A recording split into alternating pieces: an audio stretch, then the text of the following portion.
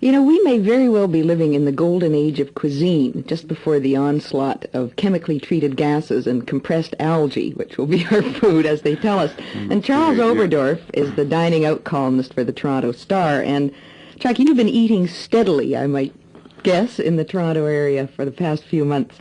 I want to ask you a question. Why are there so few good restaurants out in the suburbs? Well, it's really, that's a pretty easy thing to reason out. A good restaurant has to make money, and it has to make it throughout the day, or it can't sustain its overhead. It also has to, especially a new restaurant, has to have a fairly low overhead just to survive. If it's a young couple starting a place or something. Jane Jacobs has 4 rules for a good city neighborhood, none of which apply in most suburbs.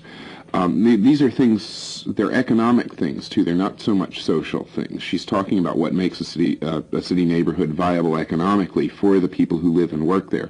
You have to have high density of population, mixed ages of buildings, mixed uses of buildings, in other words, no zoning laws or ineffective zoning laws, and short blocks so that people can walk around and meander different paths and discover new places. The high density of population, of course, is probably the most crucial. If a restaurant downtown can get 10% of the living and working population in a 6-block area, that's a sizable real number. Yeah. A restaurant in the suburbs getting 10% of a 6-block area is not a very good number. So they tend to they have to appeal to a broader kind of taste. You can get awfully good roast beef in the suburbs. It's hard to get awfully good Oriental food in the suburbs. You can, if you can have that, I call it a suburban taste, and I guess it is pejorative. Excuse me, Don Mills, but if you like roast beef, terrific, you're fine in the suburbs, and if you could limit your menu to roast beef, you'd be fine out there. But the minute you want something a little more exotic, you have to go to a place that can support a small place. Have you found any exceptions around the Toronto area? A couple. Le Gourmet is the classic one up on North Yonge Street. At the city limits there. Yeah, and it's, I really don't know how they do it.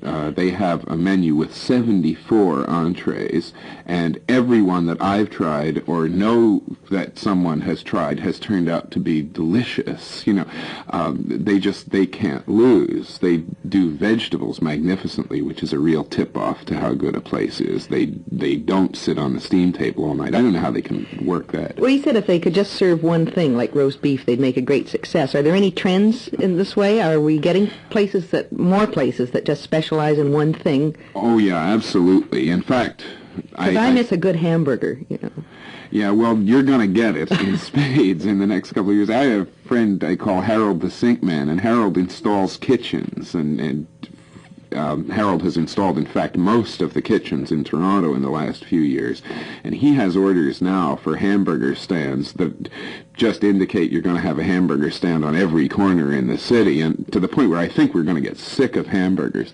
After that, he predicts that the trend will be fish and chips. He's already got 80 orders for fish and chips. 80?